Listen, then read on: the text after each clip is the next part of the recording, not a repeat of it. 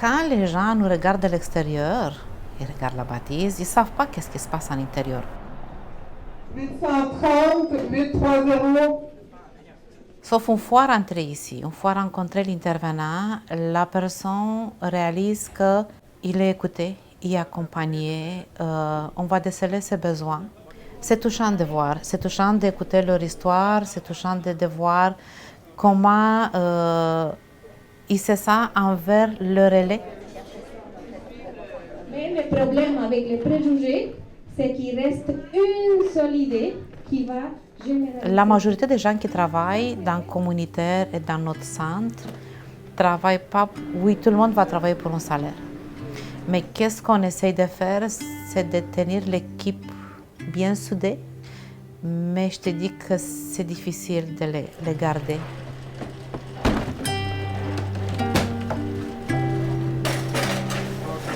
Il y a des personnes qui sont au relais depuis 3 ou 4 ans et ils sont sur un projet. Donc, aucune garantie de récurrence de leur salaire. Tous les ans, ils savent que si la subvention n'est pas renouvelée, ils n'ont plus de poste, malheureusement. Donc, ça crée de l'insécurité. Ça crée une inéquité parmi le personnel, dans le sens où le salaire du projet peut être mieux payé. Donc, comment je gère ça avec une autre employée qui fait quasiment la même chose, mais qui a une subvention où le taux horaire est moins élevé? Les frustrations, elles sont vraiment nombreuses parce que oui, c'est chronophage de répondre à des demandes de financement par projet et c'est de l'insécurité, donc de l'instabilité dans l'équipe. Depuis les 2-3 dernières années, on a eu un taux de roulement quand même important au niveau du personnel. En 2021, on a perdu 7 employés qui ont quitté ici pour aller chercher de meilleures conditions de travail ailleurs, surtout des meilleures conditions salariales. Les changements de l'équipe, ils ont quand même un impact sur la clientèle. Pourquoi? Les gens se posent des questions. Pourquoi il est parti? Ce sont des gens qui se sont habitués, ce sont des gens qui, avec difficulté, ils sont ouverts envers l'intervenant, avec n'importe quel employé du relais, parce que même les cuisiniers, ils s'attachent à nous, on s'attache à eux. C'est nous qu'on est les perdants, parce que c'est déjà ce lien de confiance qui est établi. Et en même temps, pour trouver une autre personne, les former. Ça nous prend du temps, ça nous prend des énergies et ça prend de l'argent aussi pour nous. Je trouve que c'est dommage pour les gens, pour le personnel surtout, qui s'investit beaucoup puis qui est toujours à dire est-ce que les gens vont rester, est-ce qu'on va avoir assez de sous pour poursuivre. Puis, tu sais, si ça fermait ici du jour au lendemain, là, je sais pas qu'est-ce qu'ils feraient les gens, là. On essaye chacun, la friperie en bas, c'est la même chose. On essaye tous de faire des petits bouts de rêve en liberté, de créer des espaces où les gens qui sont moins nantis peuvent venir rêver ici, se sélectionner des... Puis qu'ils aient le goût de s'investir aussi, puis de reprendre du goût à la joie de la vie. C'est ça l'impact et la beauté du relais, c'est que oui, le gouvernement finance les choses. Je rêve de pouvoir leur répondre, de pouvoir faire une étude de marché qui permet de dire, mais quand vous nous apportez $1, nous, à la communauté, on en rend 2 ou 3. Alors, l'investissement que vous faites dans le relais, il est excellent. Il y a peu de rendement comme ça. C'est juste qu'on n'a pas les moyens, nous, ni les outils pour pouvoir démontrer ça. Mais dans mon cœur de femme, et de personnes ici, je suis certaine que c'est ça qu'on fait parce que je le vois à tous les jours.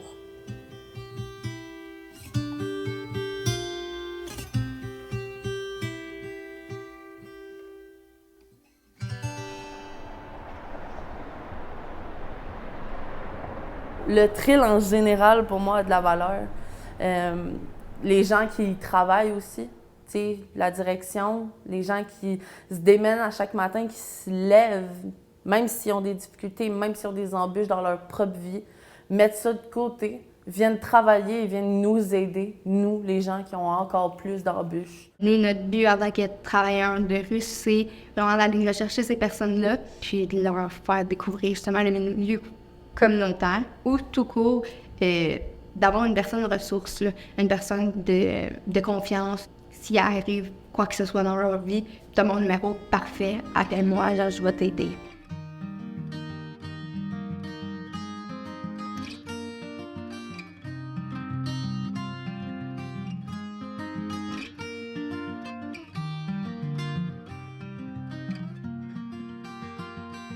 C'est sûr qu'être le seul organisme en travail de rue à Laval, c'est parfois un peu difficile. Depuis quelques années, l'enjeu qu'on vit au quotidien pour mener à bien notre mission, c'est l'épuisement des équipes. En général, au TRIL, on peut avoir 1 à 2 personnes qui sont absentes du travail dans notre équipe, même parfois 3. On a eu un accroissement majeur des accidents de travail ces derniers temps. Je donne un exemple. Avant, des personnes venaient souvent pour un service, mais c'était surtout ça qu'il y avait à travailler. Maintenant, c'est pas rare que les personnes ont 3-4 problématiques en même temps, des problèmes de santé, des problèmes de santé mentale. Ça crée un impact par rebond parce que parfois, des employés ont des situations difficiles ou sont en surcharge par rapport à leur travail. Et bien sûr, ils ont un grand cœur, ils veulent aider, puis ça n'arrête jamais, les besoins à Laval. Ça peut être ce qu'on va distribuer aux différents usagers dans la rue.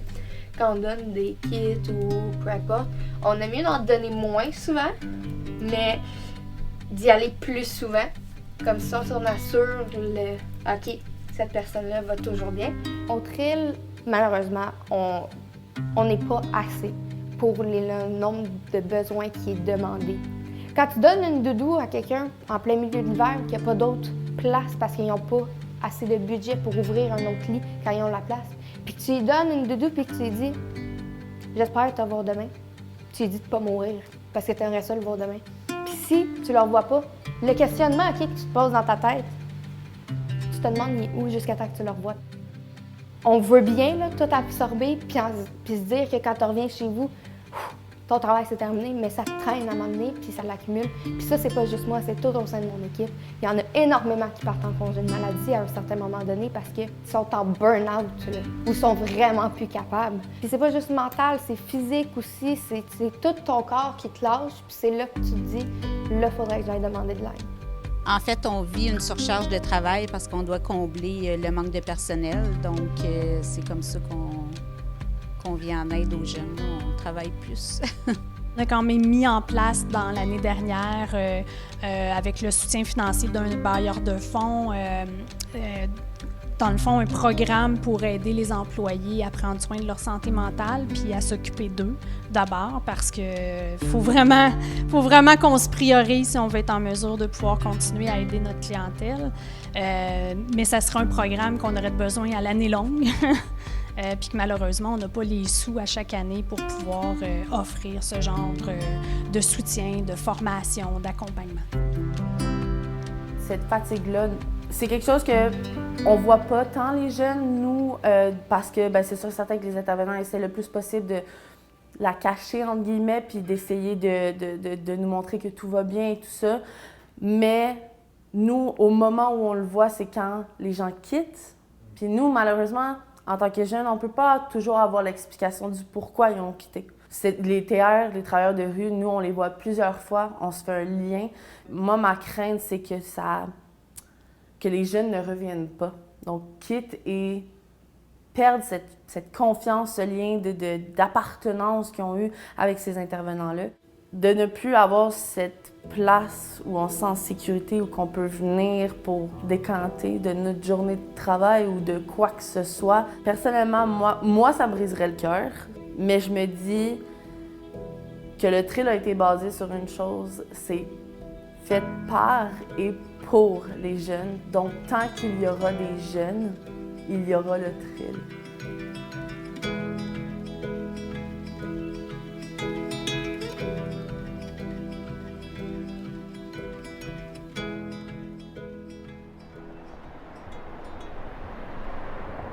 C'est vraiment un endroit où est-ce que les gens y arrivent, ils peuvent être eux-mêmes, une place qui sont capables de s'affirmer, d'être respectés sans jugement, comme s'ils rentreraient dans leur maison, là. Tu sais, c'est vraiment un milieu de vie. C'est pas juste un organisme qui offre des activités de loisirs ou récréatives ou des conférences. C'est un organisme qui offre différents services à ses membres. Il y a des activités de répit qui sont offertes à des gens qui sont en perte d'autonomie. Il y a des activités, il y a la cuisine qui offre des dîners à prix modique. Il y a le carrefour d'information des aînés qui offre plein d'informations et de conseils aux aînés qui ont besoin de se retrouver dans les services. Il y a des services d'intervenants de rue, d'intervenants de milieu qui peuvent aussi être très appréciés dans des périodes plus difficiles que certains aînés peuvent traverser. Pour offrir toutes ces activités-là, j'ai une belle équipe d'employés, mais ça prend des bénévoles. La base, c'est ça, c'est nos bénévoles là, qui nous font amener plein de beaux projets aussi. Tu sais, je pense entre autres, moi j'ai eu beaucoup de situations de personnes qui aimeraient avoir des visites d'amitié, mais ça, c'est des bénévoles qui font ça. Bien, en ce moment, à Laval, c'est difficile d'avoir des visites d'amitié parce qu'on manque de bénévoles. Fait que là, tu fais « Ah, bien, ça fait que moi, bien, dans mon rôle d'intervenante de milieu, bien, des fois, je vais faire des visites d'amitié, tu sais.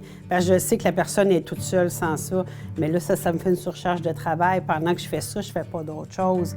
Fait qu'on le voit, là, quand il y a des manques comme ça. C'est toujours la personne qui est au centre. Hein? On se dit, non, je peux pas les laisser. Ça n'a pas de bon sens. On va faire le possible, mais le fait de faire le possible, bien, on se réalise, puis on fait le maximum. Mais ça devient épuisant, la longue. Parce que si on ferait le même comparatif dans le privé ou dans d'autres domaines, bien, ça ferait longtemps qu'il y aurait eu des révolutions, là. Mais notre clientèle est là, on n'a pas le temps de faire ça. Elle est là, il faut qu'on réponde. C'est des gens qui sont plus isolés, donc ça a des impacts psychologiques. Tu sais, sur les aînés, l'impact est grand si on n'est pas en mesure d'offrir à la hauteur des besoins. C'est bien malheureux. C'est des gens qui travaillent avec cœur, avec leur tripes, mais peut-être le fait qu'on ne demande pas assez, qu'on n'exige pas assez. Ce n'est pas parce qu'on est dans le communautaire que nos actions, nos compétences valent moins cher et ça devrait être reconnu. Et le fait que le milieu communautaire soit principalement et à très très forte majorité féminin, on se pose la question quand même pourquoi on n'est pas valorisé comme d'autres emplois dans le privé. J'avais un poste de coordonnatrice qui était vacant pendant 1 an. À un moment donné, j'ai perdu mon cuisinier, ça faisait 5 ans qu'il était ici. On a beau être dans Laval, mais on ne peut pas être concurrentiel avec le CIS ou la Ville de Laval. C'est d'autres structures gigantesques qui ont toute une structure d'avantages sociaux. Ils n'ont pas les mêmes budgets. Fait qu'il faut être quand même réaliste. Mais je pense que c'est beaucoup dans qu'est-ce qu'on crée comme milieu de travail. Qu'est-ce qu'on crée comme encadrement, comme accueil? Tout le monde connaît tout le monde ici au Qatar. Bonjour Antonio, ça va? Là, on parle de défis avec l'embauche de bénévoles retention, embauche employés retention. Est-ce qu'il va y avoir autre chose qui va nous arriver puis que là, ça va être un autre défi additionnel dans cet engrenage-là? Ça se peut. Mais quand on est confronté avec le filet social puis régler les choses, on a le sentiment d'impuissance, nous.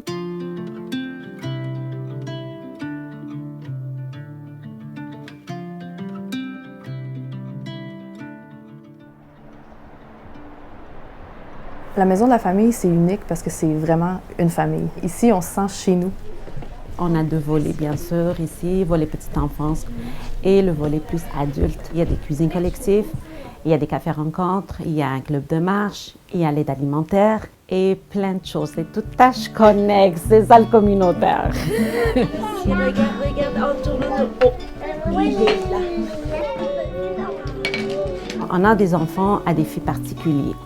Donc, on n'a pas les moyens d'acheter du matériel adéquat pour les soutenir, pour les accompagner. On est frustrés parce que on a les idées, on a le projet, on est passionné là, pour le faire, mais c'est comme si tu manques le financement, là, c'est comme ça te bloque à chaque fois. Là.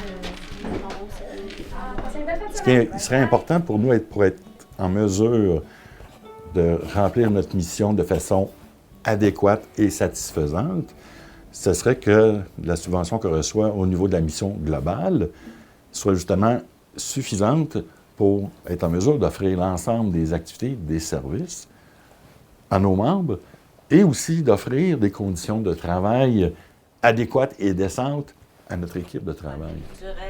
Cette semaine, oui. Je suis mère monoparentale de 2 jeunes filles. Le sous-financement chronique, ça a un impact absolument négatif.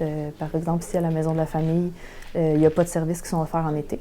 Quand j'étais bénéficiaire des services, moi, j'appréhendais le mois de juin avec beaucoup d'anxiété parce que l'aide que j'ai pu obtenir pendant l'année, les petites pauses que j'ai pu avoir, je savais que j'allais les perdre au mois de juin. Quand soudainement, tu te retrouves avec plus rien, c'est même pas un café rencontre, même pas un moment de répit, c'est de « je viens ici 5 fois par semaine » à 0. Ça crée de l'angoisse, ça crée de la tristesse. On se sent abandonné. Donc, ouais, le sous-financement, c'est grave. J'ai toujours eu le rêve qu'un jour, on arrêterait de parler de ça et on se concentrerait justement sur notre mission. Moi, à mon sens, on devrait plutôt prévenir que guérir, comme on dit toujours. Malheureusement, statistiquement et concrètement, ça se comptabilise mieux quand on fait du curatif que du préventif. Mais moi, je pense qu'à long terme, une société qui valorise davantage et qui investit dans le préventif, à long terme, elle va économiser. Et quand je parle d'économiser, je ne parle pas juste d'argent. Je parle à plein de niveaux. Un milieu communautaire fort à Laval, ça veut dire beaucoup de choses. On aurait une population lavalloise bien plus en santé, donc il serait moins dans nos hôpitaux et qui engorgerait moins les services de santé. Quand j'ai des gens qui sortent de la maison, moi, pour se retrouver en CHSLD, bien, j'arrête mon travail et c'est le réseau public là, qui commence à travailler. Donc, c'est sûr qu'on aurait tout avantage à avoir un réseau communautaire en pleine santé pour ainsi réduire tous les frais là, du réseau public. Et ce côté-là n'est pas mis jamais en avant. Il faut toujours revenir et le montrer qu'on le fait. Ou bien non, de dire on le fait déjà. Bonifier ce qu'on fait déjà, plutôt que de le recréer dans la structure. Dans une autre vie, j'étais avocate en droit criminel. J'en ai vu du monde avec des dossiers judiciaires commettre des actes dont ils sont probablement pas fiers, mais si ces gens-là avaient été mieux suivis au départ, si ces gens-là avaient eu accès à des services aux communautaires comme à la Maison de la famille, si ces gens-là avaient eu accès à de la nourriture, s'ils avaient eu accès à une oreille, s'ils avaient eu accès à une communauté, à un village, ces gens-là se seraient probablement jamais retrouvés en criminel sur le banc des accusés. Tu sais, il y a comme un proverbe qui dit ça prend un village pour élever un enfant. Bien, moi, je pense que ça prend des maisons de la famille, des milieux communautaires pour élever un adulte, si je peux dire. Ça comble tous les besoins qu'un village aurait pu nous donner autrefois qu'on n'a plus aujourd'hui.